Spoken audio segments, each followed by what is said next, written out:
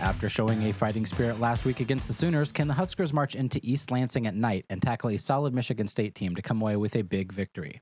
Hi, I'm Aaron Muller, and this is episode 7 of the Cobsmacked Podcast. This is a Nebraska Football podcast where we cover the Husker season and team news as it progresses throughout the year. Every video episode will be uploaded to YouTube, and the audio versions can be found on Apple, Google, and Spotify. Getting into this week's preview, it's the Week 4 matchup against the Michigan State Spartans. We play them at 6 o'clock. As I mentioned, in East Lansing, it is a nighttime game. East Lansing's not a great place to go in with the idea that you're going to win at night. It's a very tough stadium to play in with so many fans, and they are rabid fans. Michigan State fans, same as Michigan fans, are very loyal to their team. It is going to air on FS1. The weather is still up in the air. It should be a decent game, though, as far as this time of year. The Michigan State Spartans are in the Big Ten East. They are not in our division of the conference, but they are still a conference opponent.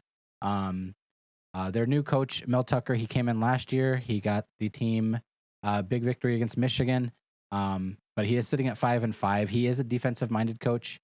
We have experience against him. He was the coach at Colorado in 2019. It was a heartbreaker. It was Scott's second year as the head coach at the Huskers, and they came back and beat us. He was only at Colorado for 1 year as a head coach, and then Michigan State swooped in and took him, and he seems to be off to the races this year. He's now 3-0 this season so far. But as I mentioned, he's defensive-minded. He comes from a background of like defensive coordinator, that type of position, both in college and in the NFL. Looking at their offense, they have a balanced offense. They have multiple different looks that they use. It was almost exactly 50-50 as far as their yards in the air, yards on the ground. They averaged 39.3 points per game, and Nebraska's defense is only allowing 15.8 points per game. So that's going to be a butting of heads there.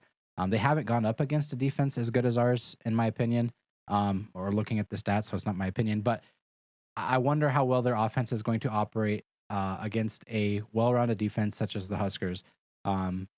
We are able to stop the run, which should impact their play game, but we'll see how that goes. But talking about their pass game, their sophomore quarterback, Peyton Thorne, has been doing excellent this year. He's very accurate. He's very patient. He's very smart. He hasn't thrown any picks this year. I believe he has 9 touchdowns through the air. From what I can see, he does not have a big arm, but I don't know that they make him push that very much because, as I mentioned, they have the run game to rely on as well. So it's not all on his arm to make big plays. But he is accurate. He has a very senior offensive line. They have a lot of veteran depth on the offensive line, and I think 305 was light for the average weight on the offensive line. 305 is not light by any means, but it's the lightest that they run on the offensive line. There's a lot of seniors, a lot of juniors in the starting positions and the rotations coming in. But yeah, if you have a big line like that, you don't need to worry about having enough time to throw it or getting the running game going. That impacts both of them.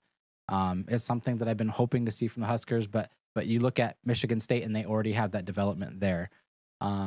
Their skill position players are quite a bit of young guys. They have a lot of transfers coming in, but a lot of their star players. So they have a couple wide receivers and a running back is a junior.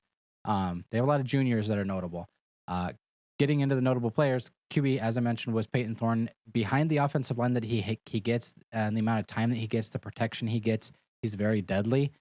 He's not quick by any means. He's not like a dual threat quarterback, but he can take off on you and get the first down if he needs it. And he's just deadly in the pocket. Like I mentioned, he threw 9 touchdowns and 0 interceptions, and he just looks solid. He doesn't look like he makes mistakes, and that's all that they need him to do. He doesn't need to be a playmaker with his feet or being dynamically amazing at throwing. He just needs to do his role, and that's commendable. But you look at his running backs that are helping him in the backfield.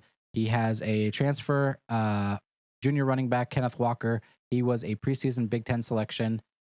There's another running back that they use, but it seems like Kenneth Walker's kind of the guy back there. But they do utilize the running backs in passing quite a bit, whether they're doing a wheel route or whether they're just doing a short, stop run to give him a dump pass to. They seem to be utilized quite a bit. I believe Kenneth Walker was like their 3rd most pass to target. But I think their real talent is on the outside for their receivers. They have a couple juniors, wide receivers, Jaden Reed and Jalen Naylor.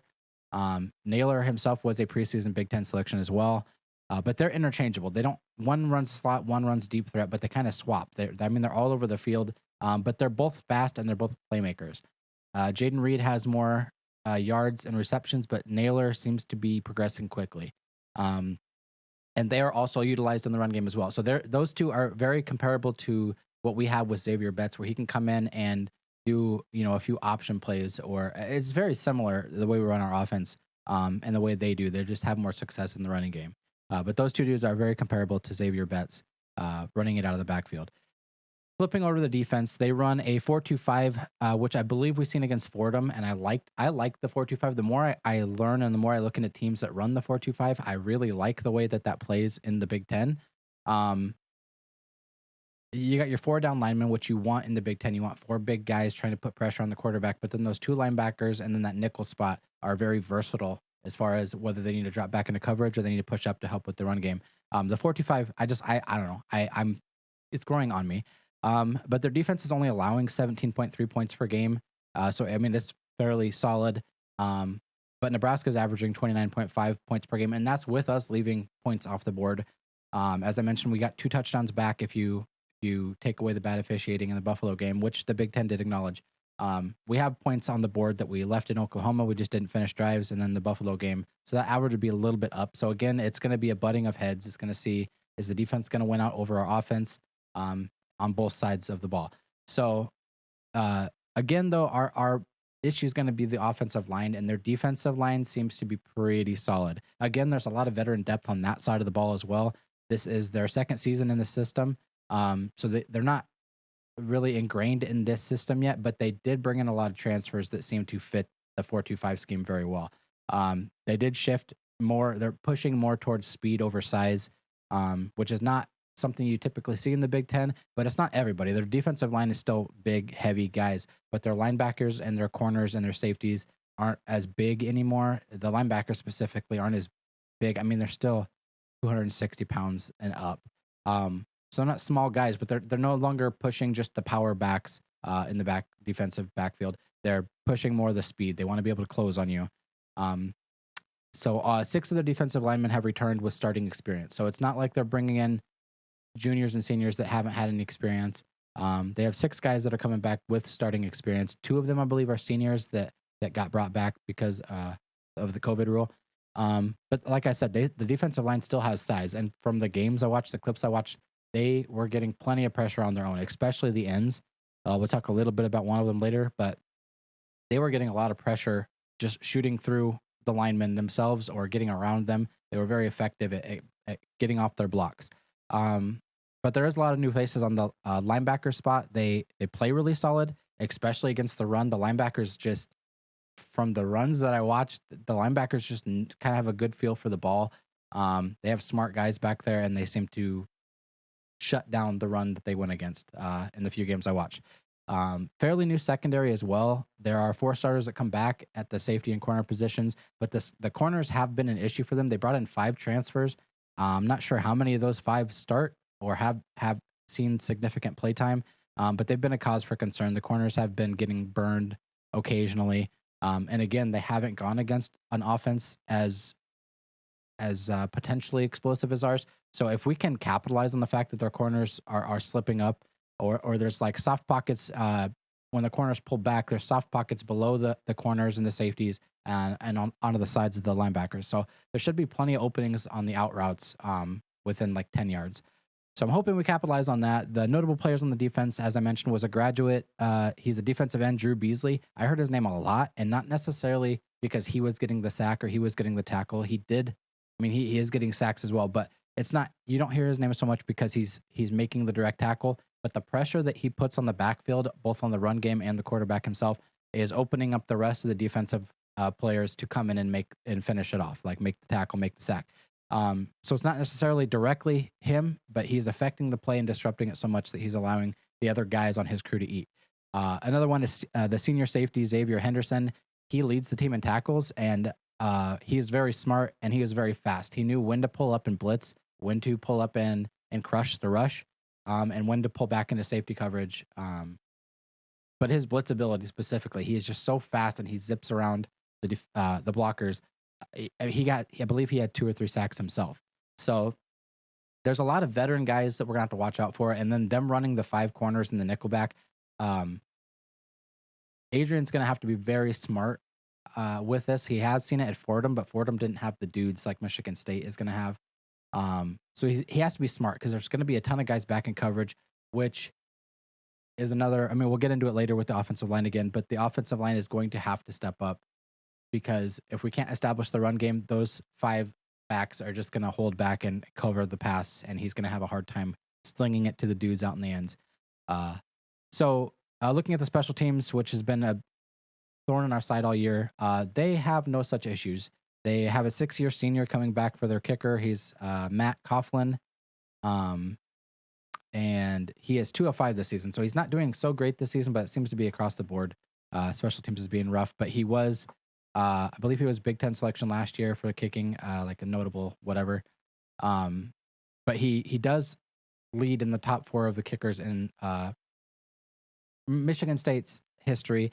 He leads top 4 in the amount of field goals he's made and the field goal percentage. So he's not a new guy by any means. He's a 6-year senior, as I mentioned, and he knows how to kick field goals. Last year he missed 3, maybe out of the whole year, 9 of 12. So I mean, if he can get it going, he has missed 3 already this year, but it's been rough for everybody. I don't know the conditions that he was kicking under, but he's consistent. So we're gonna have to be careful that we're not giving up field goals over and over again. Looking on their punter side of the ball, they have a redshirt senior punter, Bryce Behringer. He averages 50 yards. He was nailing this ball and getting it where he wanted it to go. So that's something we're gonna have to watch. And then their receivers, that Jaden Reed and Jalen Naylor, they are their return men, and they are, like I mentioned, fast and they have a playmaker ability. So we're gonna have to limit them on that end as well. The keys for the game, again, it's going to be the offensive line. I mean, I crushed this to death. I beat this dead horse over and over again, but this is the pin that is keeping our offense from just swinging wide open. We have so much potential hidden in this cage, and we just need to let it out. And it all begins with the offensive line doing their job. We are going to be in conference play from here on out. This is the Big Ten. There is going to be no more small teams where you should be able to push them back. They weren't having so much success with these smaller teams anyway, but you don't even have that option anymore. It's all big dudes you're going to be going against, so it's going to be, you need to move that man. That's all there is to it. It's simple in concept, but you need to be able to execute. The rushing game needs to be competent this game, as I mentioned, to open up Adrian's ability to pass down the field and also just to get the yards, because there's going to be, if you can get past the 2 linebackers and then nickelback, if the blockers can give you lanes, there's plenty of space on the outside to make 10, 15-yard runs. But the offense does need to finish drives. That's going to be the second point. Offense needs to finish drives, and passing game is going to be very key. They seem to be weak on the passing game. They hadn't run into a quarterback like Adrian yet, whether his durability or his just ability to throw to playmakers on the outside like we have. Their defense is good against the run, but it is open to passing. Their corners are soft, so we should be able to make something happen through the air as long as we can establish some kind of run game against them. We have 100 yards per game more than any of the other opponents they faced. They've only allowed the 17.3 points per game, as I mentioned, but that's against the 99th and the 110th best ranked offensive talents that they met at Northwestern and Miami. So, I mean, they're not great offenses that they've been going against. And then they did play Youngstown State, so FCS school. So, I mean, I couldn't even find stats really on them. But I mean, they're not anywhere close to the offense that we are capable of being. Not that we are all the time, but if we can play our good offense, if we can get the rush game going and get the pass game going, then they are very, very susceptible to that. Adrian has lots of weapons to play with. He just needs to play smart. He can't be pushing it into double coverage. He needs to be watching the zones, because those linebackers like to drift back and then sit there and watch your eyes. There was a couple different pick plays this year where they've just kind of sat there, watched his eyes, and then they jump on the ball. So we cannot allow Adrian to make mistakes. And he just needs to be smart like he has been. He's been doing very well this year. He has 1 interception, but it was kind of a throwaway anyway. We don't want to have to rely on kicker, so the offense does need to close out on drives. But third key is that this is going to be a big moment. This is going to be a nighttime game, as I mentioned, at East Lansing. It's going to be a big opportunity for them to go against a ranked opponent and come out with a victory, or at least play them hard. You want to come out with a victory this time, though. We played Oklahoma hard. We could have won that game. We should have won that game. But this is a big moment. Oklahoma, we had issues at the beginning. with their loud stadium kind of and the kind of the jarring before the game. Emotions got flared up. We had the 4 penalties on the first offensive drive. We had a couple penalties that was just aggression that they couldn't control. We need to kind of bring those emotions, bring them down, get them in check, and then play consistent football. Just play football. After we got our penalties in the Oklahoma game and we settled down, we played good football. We played solid football. So expectations and thoughts. This team is undefeated, but they are undefeated against a team, 3 teams with a combined record of 3-5. So they're not going out and beating ranked teams. They're not going out and beating, great offensive or defensive teams. But I don't expect this to be a pushover game. I don't expect this to be like I'm not saying that Michigan State's bad. I'm just saying that maybe there's more wiggle room than people are giving the Huskers credit for. We are underdogs going into the game, but I expect the game to be close. I expect there to be lots of swings. As long as we don't roll over, which we proved in the Oklahoma game that we don't, or we have the capacity not to do. We have the capacity to keep fighting and push for a win, as long as we can clean up the penalties and the mistakes that we make. There will be an opportunity to win against a ranked opponent. So if we can get that, I believe they're ranked 20th as of right now. If we can get a win over a 20th ranked opponent, that'll be very good for the Huskers going forward into the rest of the season. A lot of people are pointing to this Michigan State game as this is the hinge for the rest of the season. If we can beat Michigan State, our chances for a bowl game increase very significantly with the momentum going into the rest of the conference play. Like I mentioned, Adrian's going to have to continue playing smart and fast, though. Offensive line does need to help him establish the run and protect Adrian, give him time to throw the ball. If he doesn't have time to throw, then the playmakers on the outside are going to be, on the island. They're not going to be able to get the ball to begin with. But I do like that we brought both tight ends last game, and both for the pass and the rush protection. The tight ends looked very good, and I hope to see a lot of that here. Sounds like Teddy Prohaska is going to play again. I seen somebody mention bringing Teddy in as a fullback for some plays. I don't hate that idea. I understand you don't want to have a guy dedicated to being a fullback, but I mean, if you can't get blocks on the line, maybe you can get a block with a big dude running in front of you. So, final prediction. So we'll get into that. The spread keeps growing in Nebraska's favor. It started out at 3 or 3.5. Today, Tuesday, it is 5 points. Over and under is 52. But I do like Nebraska here. I think the more it grows, the more chances Nebraska is going to have to keep it within that 5 points. If it continues to grow, the field goal would have been pushing it, but the 5 points, I feel like we would be within a field goal if we don't just straight up win to begin with. But I do like Nebraska. It's on a nighttime game on grass again. A lot of the players, everybody said that they enjoy. There's a clip going around of Scott Frost saying, "I like grass," and people have been clipping the hell out of that. But it's a grass game, and a lot of the guys seem to very much enjoy the grass over the turf that they play on. Usually, a lot of guys seem pumped up for this game. We don't play night games very often, so I think that's another added excitement for the guys. But again, they need to keep that excitement in check and play solid football, and then they can enjoy the moment afterwards. Getting into the score, I think it's going to be 34-24, Nebraska. Connor Culp's going to have a redeeming week, I feel, and the 34 points is going to be driven off of 2 field goals. He's going to have to make 2 field goals. And one of those is going to put us up by 10 at the end of the game. It's just a feeling I get. I'm just being hopeful, but I would love for that storyline to play out where Connor Culp comes in, makes a field goal to begin with, and then makes another one to put us ahead by 2 scores. And that kind of seals the game for us. That would help him mentally going forward, that he can rebuild some confidence, and that would help us going into the rest of the season if he can sustain that confidence and continue kicking for us. It's a ranked opponent, as I keep mentioning, ranked opponent, big stage. If we fight hard, we can come away with a victory. There's nothing saying that we can't. The way we played Oklahoma, the way we have been progressing game to game to game. We lost to Illinois because we lost to Illinois, not because Illinois beat us. So if we can come in here and play a good Michigan State team, he is doing a great job of coaching. Mel Tucker is doing a wonderful job of coaching. But we can still beat him. We can still go in there and beat that team. We have so much talent on our team, so much potential. We can get there. I like to think of Nebraska as an injured animal. We went from the Big 12, we went from that zoo to the Big 10. The bars were a little thicker. They were more reinforced. It was a new environment for us, but we got hurt in the process, and we've been trying to recover ever since. Big 12, we used to have a key. We just got to walk around wherever we wanted. We had freedom. to push everybody around. Now we don't have that. The last few seasons, we've been getting bigger, we've been getting stronger, and at this point, I think we're ready to burst out. It's been getting to that point where we're shaking on the bars. Eventually, the bars are going to give, and we're going to be out, and it's going to be very hard to get us back into the cage once we get a taste of success. But I feel like we've been working our way to that point. It's been little progressions. We've been slowly getting bigger, slowly getting stronger, and we're just going to turn that corner. And once we do, I don't think you're going to be able to go backwards. That's my optimism showing through. But that's going to wrap up this week's preview. We will be back here on Sunday for the recap of the game.